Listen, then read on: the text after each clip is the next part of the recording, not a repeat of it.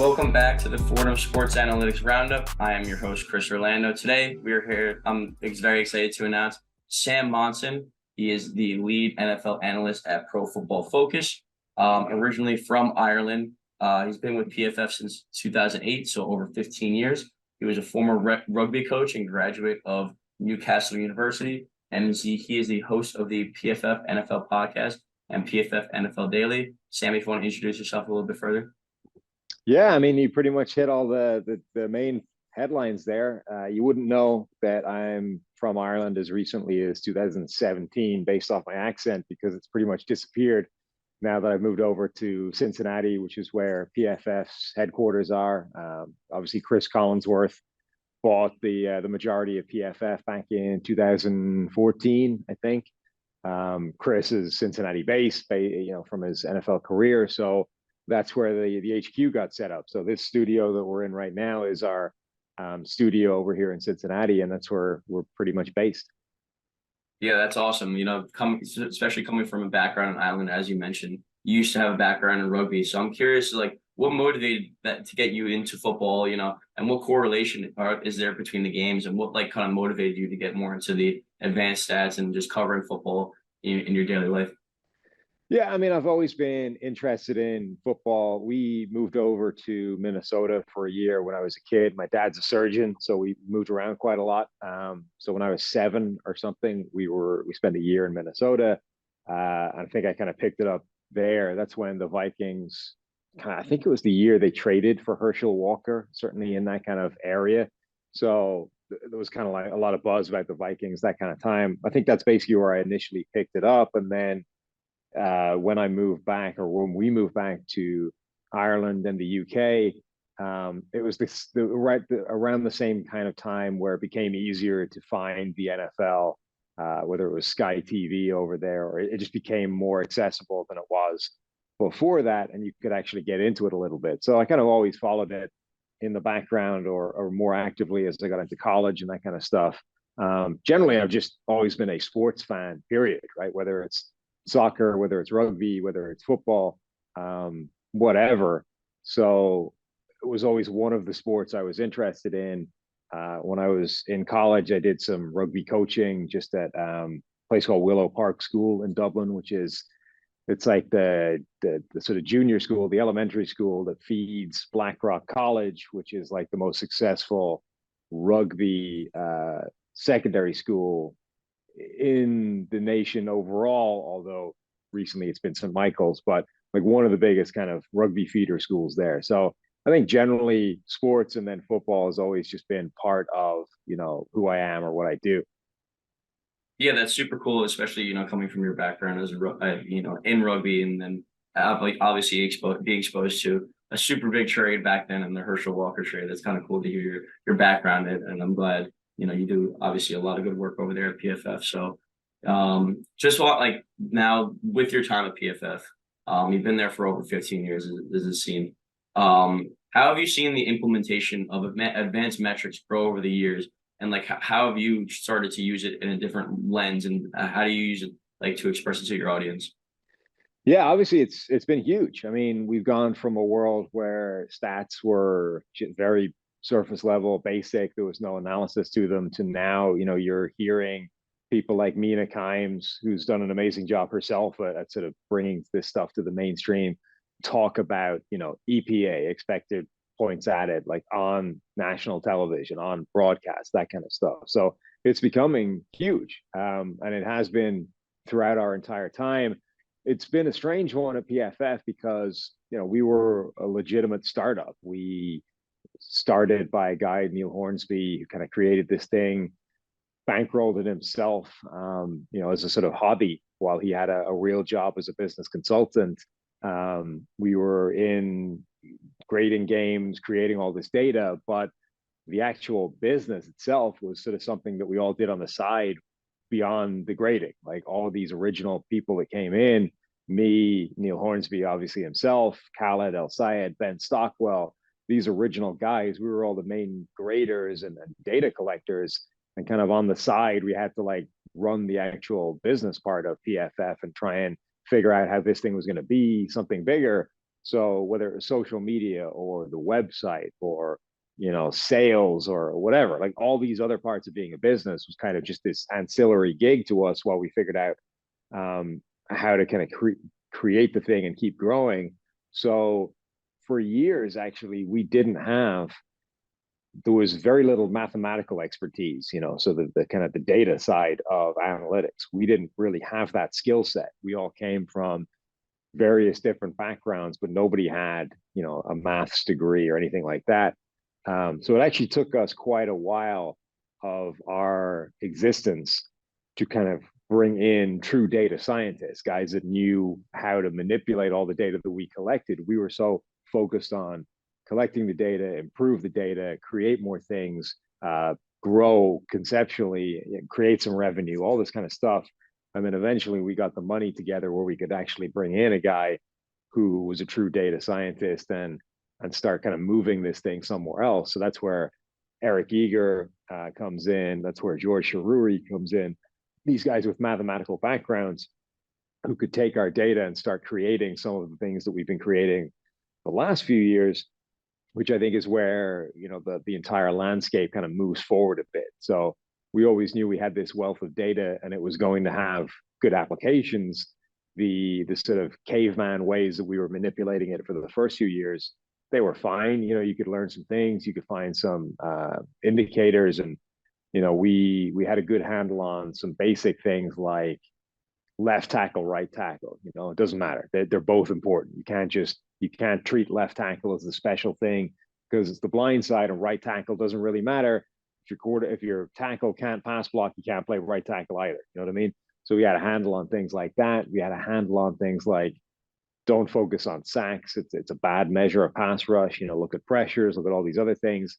But it was the addition of those data science guys that really helped the analytics thing move into a completely different landscape.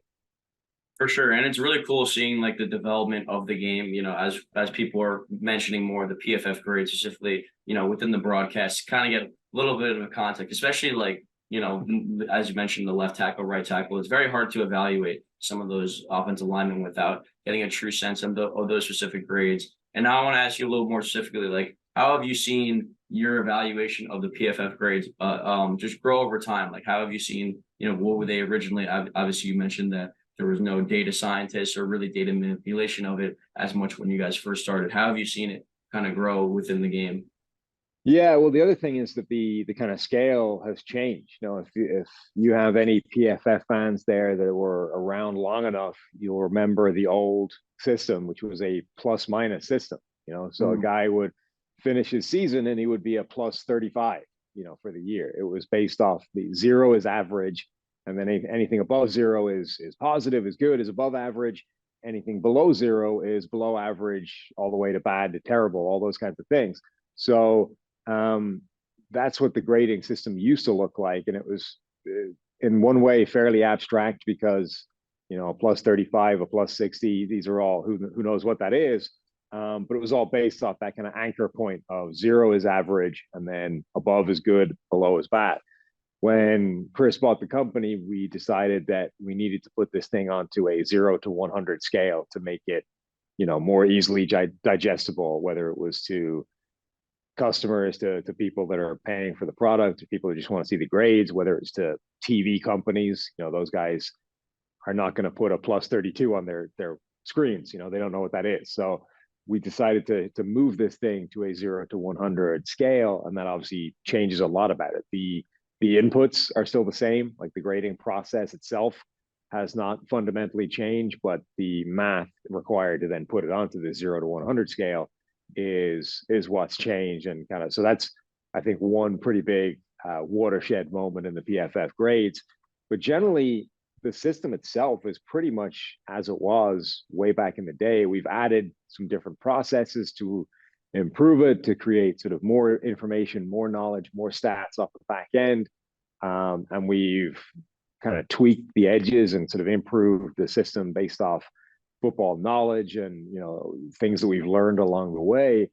But fundamentally, it's pretty much as it was when the thing was created. And I think it's stood the test of time fairly well in terms of what was effectively an arbitrary best guess of what should be graded positively and negatively, how much those should be weighted relative to other positive and negative grades, and all those kind of intricacies of how to actually grade performance over a period of time is actually held up reasonably well. Absolutely, yeah. And the background of it seems really cool. Obviously, I've dipped my feet into some of the analysis that you guys do over there at PFF, and it's more than just obviously the quantitative side. You guys watch a lot of film, and you kind of see stuff that's might not actually go behind the scenes, where it's like, oh, there's a breakdown of a play where a guy, a defender might fall down in the background, and then the guy runs 80 yards for a touchdown. So there's obviously both a quantitative and qualitative aspect of it going into the grades. But as an analyst there, and you obviously have your own podcast, it might be a little difficult sometimes to express what kind of statistics to your audience. Maybe they might not be as into analytics as some other people.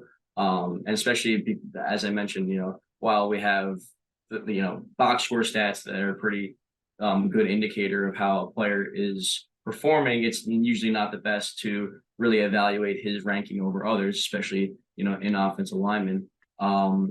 So what analysis do you usually try to add to your breakdowns, especially to your podcast? I know you mentioned, I watched a couple weeks ago, you had a couple takes on, basic guys in free agency, like Garrett Bradbury, for example. Like you were mentioning how he had, a kind of more expensive contract, but he didn't nearly match the level of play that you would like to see for an offensive lineman. So what was kind of the reasoning behind some of your analysis, and how do you try to express yourself to your audience? Yeah, I think one of the difficulties is it's all movable, right? Like the analytics stuff, the data doesn't change, but everybody's interpretation or sort of understanding of the data changes, year to year. And you don't need to go back very far where you can find analytics guys, of whom some of them were at PFF, were adamant about certain things, like hammering people for not understanding certain, nuances of information. And then all of a sudden, once you add sort of more layers to this, the understanding starts to change a little bit. And you suddenly realize that actually the thing we were yelling about for a while probably wasn't 100% right. Mm-hmm. And so I think we've learned in particular in our podcast that let's try and avoid really ripping at things that we're not sure about, that we're not 100% certain about. And let's try and sort of use some information, like the more information you get, the better. But let's try and show what we're being led towards. And let's try and start thinking of this as, a spectrum of outcomes, not like this will definitely happen, this will definitely happen.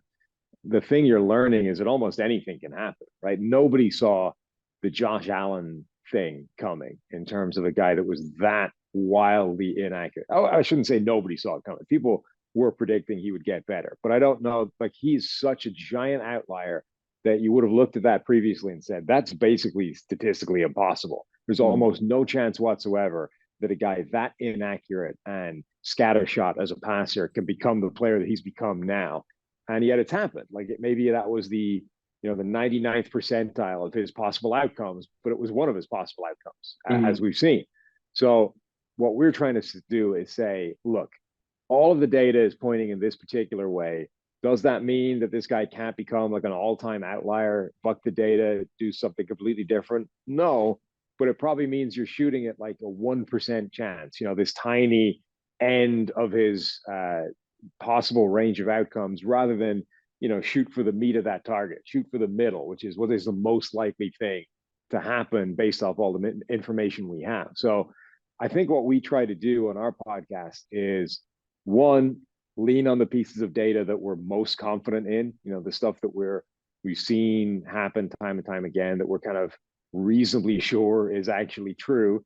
Two, when the information changes, when the understanding changes, evolve with it and try and grow, try and learn, and try and explain why you're now saying a different thing. So running backs, I think, is a good case, right? PFF for years was in this running backs don't matter, TM trademark category. And I think it's different now, specifically in the draft. Now we've got a guy like Bijan Robinson from Texas come into the draft who might be the best running back prospect since Adrian Peterson, or whoever. You're going back a decade.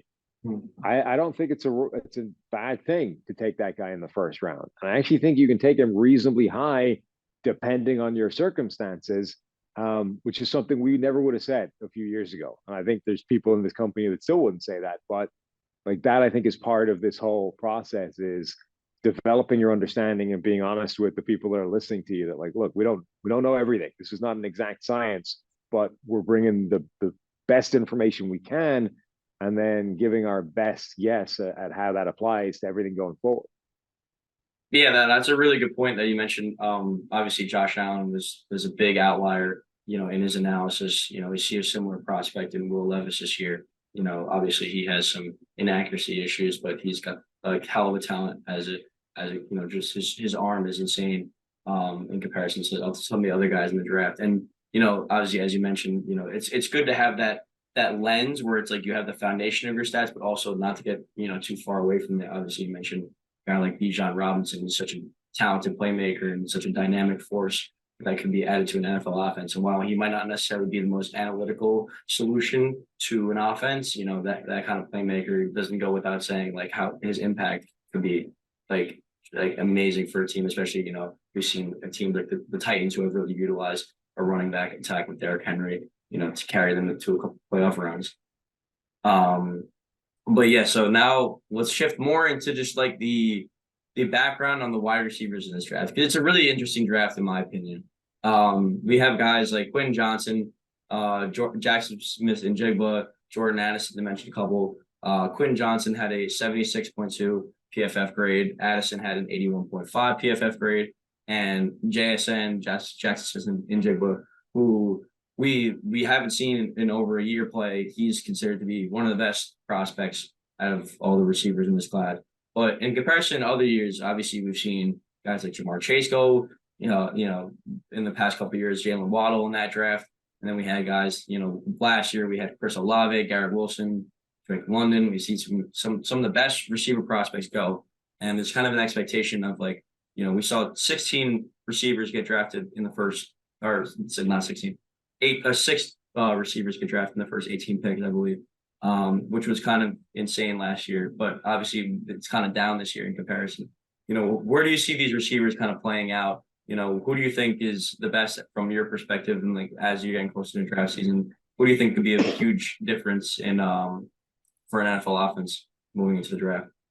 Yeah, it's a weird class for wide receivers because it's definitely not as strong at the top as previous classes. Like you hear people say there's no Jamar Chase in this draft class. That's true. But I think it's also like you're kind of struggling. Jackson Smith and Jigba is the one guy that maybe I think everybody is kind of high on.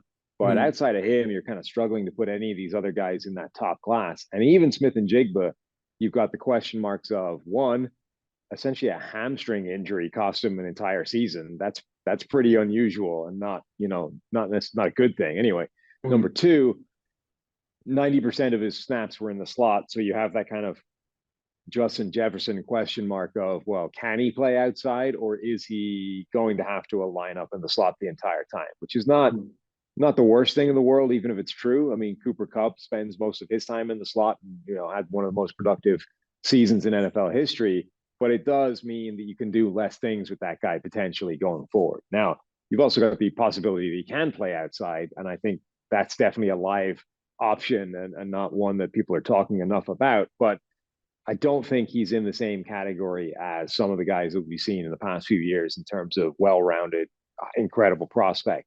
And then I think Addison and Quentin Johnson each have their own question marks, right? Addison's workout numbers, his testing, his size was all borderline concerning for a guy that's been as good as he is. Quentin Johnson, for as big and fast as he is, I think is actually pretty flawed as a prospect, is not good at the catch point, is not good just catching the ball, period, which isn't great. And I think it is a kind of a big three. There's definitely people that would throw Zay Flowers from Boston College into that conversation as well and make it a big four. I'm lower on him than other people.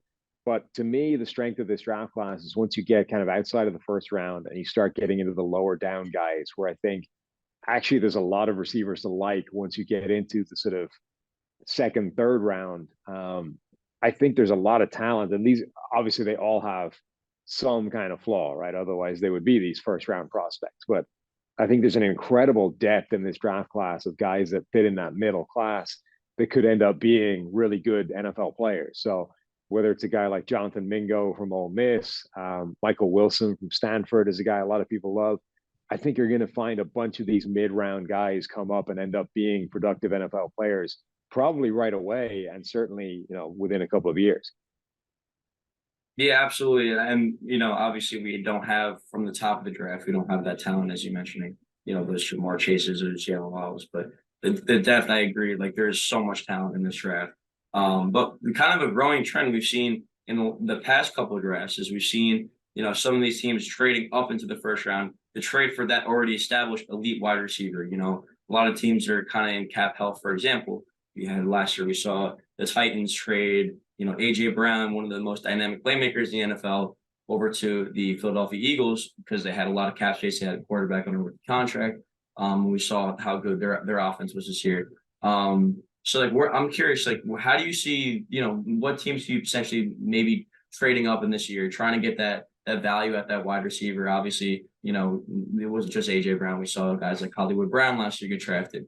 What do you see the value in maybe giving up a first round pick to get that elite playmaker? Maybe not necessarily be at the wide receiver position, but maybe at other positions as well. Like, how do you see teams trying to take advantage of that? Maybe if there's not a clear cut guy in the draft. Yeah, I think what the Rams have really shown in the last few years is that there is a huge value and maybe a surplus value or an edge to be had by the certainty involved in trading for a proven NFL commodity versus the gamble that is drafting somebody, right? Who they're just more sure things in the NFL because at the very minimum, you've seen it function at this level, albeit in a different offense, in a different system, whatever.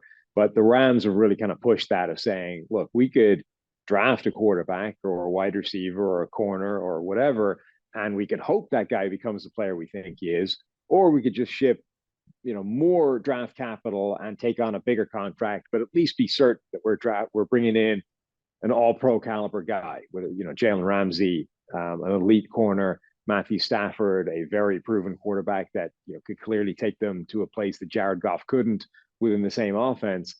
So I think you saw teams sort of take advantage of that and say, you know what, you're right. Like instead of drafting a wide receiver who, let's say, has a 50-50 chance of becoming a really good player, let's ship the first round pick and a third to Philadelphia or to Tennessee for AJ Brown, who we know is a really good wide receiver. We've already seen it happen. So there wasn't a better first round pick spent than the one sent to Tennessee to bring AJ Brown in. And we've seen immediately the kind of impact that can have. Now the question is, Kevin Demoff of the Rams did a Sloan panel this year with Steve Palazzolo. And one of the points he was making is you don't want to be late to a trend, and you always want to be kind of leading the way for these things and not jumping on a bandwagon that's already going. So the question becomes now, how long does this trend of the real value is in trading for these proven commodities? Like how long does that go versus when are teams going to jump off that bandwagon and say, you know what, now the value's in the other direction. Now the value's in taking those draft picks and building through the draft again the way we're supposed to done. So it's always this kind of to and fro, push and pull battle of where there's an edge in value relative to what other teams are doing versus when you're too late and now all of a sudden you're not getting value anymore and actually you're probably turning it up. So I've been a little bit surprised that we haven't seen already somebody trade for a big-ish name wide receiver. I don't think it's as good a market as it was a year ago, but obviously Nuke Hopkins is still out there. I think that deal gets done at some point, but there's a couple of guys who haven't hit that big payday yet. T. Higgins from Cincinnati and Brandon Ayuk from the 49ers. There's teams out there that still desperately need that number one wide receiver. And I'm surprised. I think neither one of those teams wants to trade that guy away. I don't think they're quite in the same boat as the teams that shipped away their wide receivers last year. But I do think that if the trade starts with a number one draft pick, which, the Patriots pick in the middle of the first round, if the Patriots phone up Cincinnati and say, we know you don't want to trade away T. Higgins, but okay, we can give you a first round pick and maybe something else and take on the contract that he's going to need to get paid, do you still not want to trade him? Like, can we get something done here? I think that kind of deal could happen, and maybe it happens on draft day itself. But then this is probably the last year before maybe the pendulum swings back in the other direction and teams are looking for the draft picks. For sure. And those contracts are very big for these receivers. Obviously, yeah, we see the quarterbacks, they're getting paid, fully guaranteed contract, 50 million. Obviously, they're kind of the outlier in this sense. And undoubtedly the quarterback's obviously the most important position in football. But obviously we're seeing the guys like T. Higgins, obviously the Bengals have to pay guys like Jamar Chase and Joe Burrow. And while they don't necessarily want to get rid of a guy like as dynamic as T. Higgins in that offense, it's pretty difficult to pay for a guy like that, and especially as you mentioned, New Hopkins over there in Arizona. Obviously, they're more in the rebuild, but it's just interesting to see. Like, obviously, you want to keep those guys for as long as possible, but the biggest thing is the difference in contracts. You're drafting a guy in the middle of the first round, later in the first round, and as you mentioned, it's kind of a deep draft class. Maybe you hit on one of those guys later in the later round. You get a guy like Antonio Brown playing on like one of the lowest contracts in NFL history, like when he's an All-Pro a couple years, over a decade ago. Just his impact over there for the Steelers, but just that impact that some of those receivers can make, especially if you can get them on that rookie contract. Even a rookie quarterback, it's huge for them. That's the thing. That's why it's such a delicate balance, and it's not like an easy, you always do this thing or you always do this thing. There's always a push and pull because, yes, there's way more certainty in trading for an NFL player, right? On the downside, it's going to cost you more in terms of draft picks to get that guy. And the second part is you have to pay for that certainty in contract terms.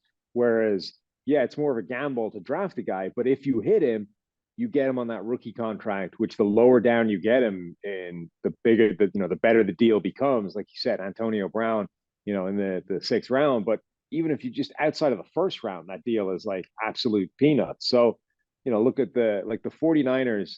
It doesn't quite work for them because they still have Trey Lance on the books. But like if they had just hit Brock Purdy, and Purdy became their starter, and all of a sudden they can axe all of the other kind of significant quarterback contracts.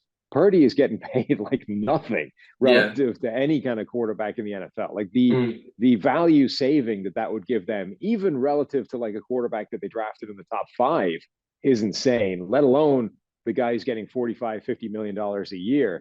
So that's this like delicate balance of when does one become more a better deal than the other one. Like you're weighing all these different elements at the same time and trying to figure out which one gives you the slightly higher edge in any given scenario. Yeah, it's such a huge advantage to get a player of that caliber, especially for that contract, as you mentioned, Brock Purdy. But now I kind of want to go more into your analysis of the edge rushers in this class. So we see guys like Will Anderson from Alabama kind of going at the top of the draft, but there's kind of been a polarizing prospect that I'm curious that you've talked about on your podcast before, is Tyree Wilson from Texas Tech.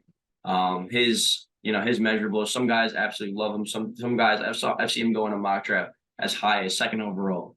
And you kind of mentioned that on Twitter, like that's kind of ridiculous considered some of his measurables.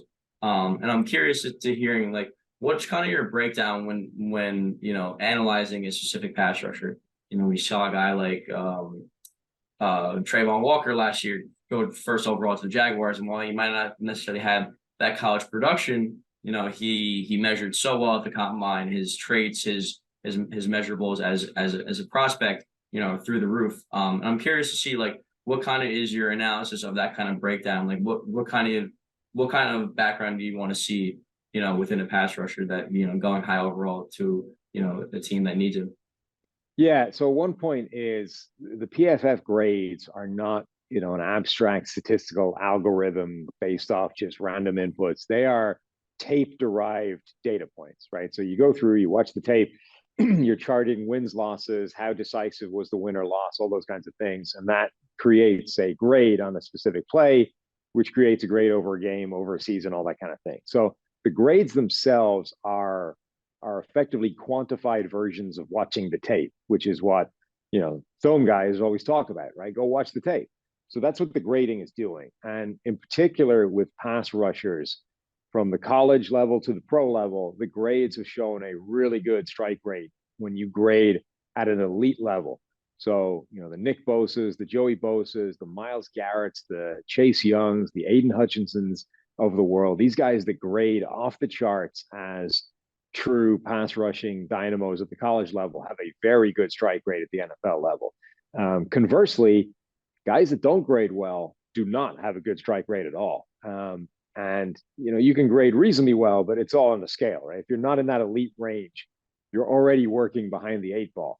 Now, the second point is that pass rusher is maybe the most important position in the NFL, where having an athletic profile is actually a big thing.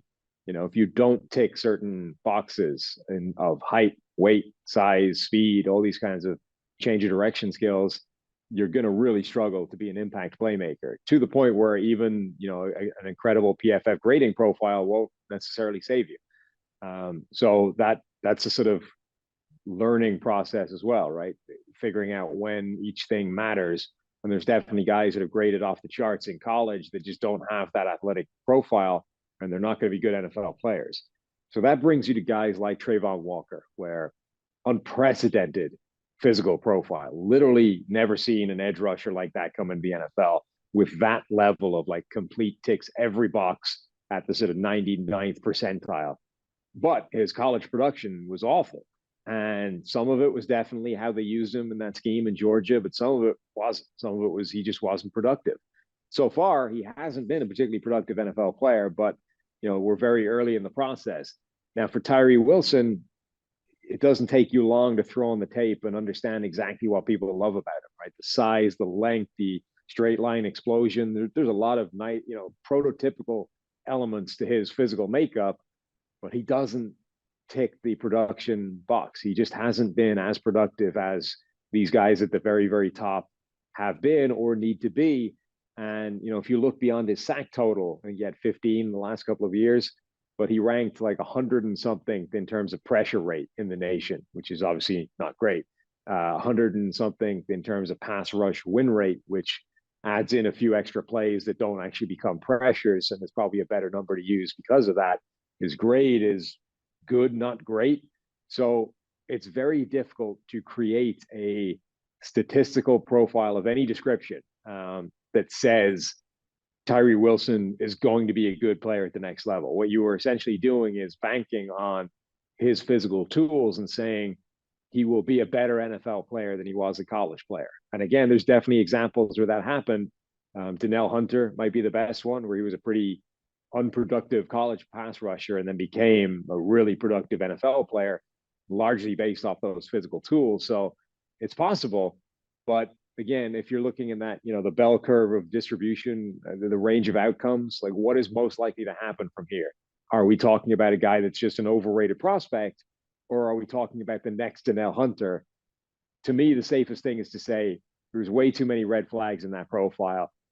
I don't want to touch that in the first round. Somebody else can take the swing that they can unlock, this Danielle Hunter level of production from him, but I'm out on Tyree Wilson. So even just from watching the tape, by the way, I don't really understand people who put him in the top 5, but that aside, yeah, I don't quite understand how the hype is getting as out of control around him as it is. And from every piece of information we have, I don't know that I draft him in the first round. I certainly wouldn't draft him in the top half of the first round.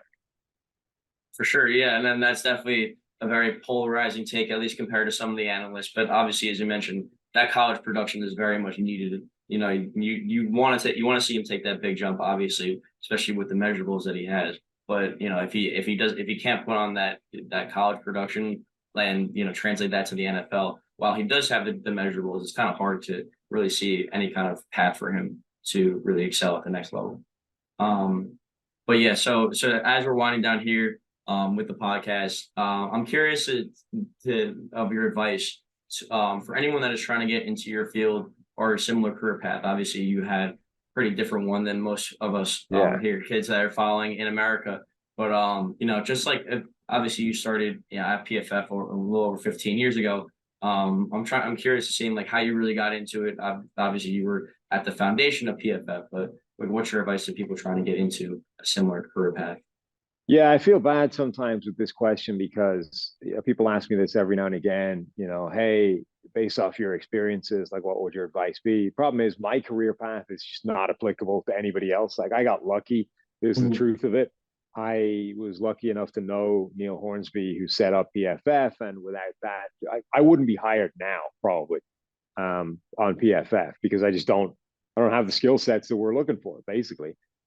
So by being in the ground level, helping build this thing from start to finish, like that's how I got into PFF. So obviously, unless you have your own startup, it's not tremendously applicable information. But based off where we are now, the best way into this world of analysis and data collect, it's combining football knowledge with mathematical knowledge, essentially, is what it is. And it sounds simple and rudimentary and like obvious, but it's actually a much smaller pool of people that you would think can bring both those two things to the table. There's a ton of people that can bring math. There's a ton of people that can bring football. There aren't that many crossovers that have both of those things at the same time. So that is still, I think, an area where you can definitely forge a career if you've got a stats background, if you've got a math background, and you know football inside and out. And I don't just mean like, players or who plays for who put what numbers, like actually understand football from an X's and O's schematic point of view, can talk with NFL coaches, that kind of stuff. That's where the crossover, I think, gets into a really small sliver of that Venn diagram. So, like, if that's the career that people want, I think that's the thing to focus on. Like, combine that football knowledge with a mathematical background, or combine that mathematical background with football. That, I think, is how you really get ahead in this kind of industry, whether it's a PFF or a bunch of other companies.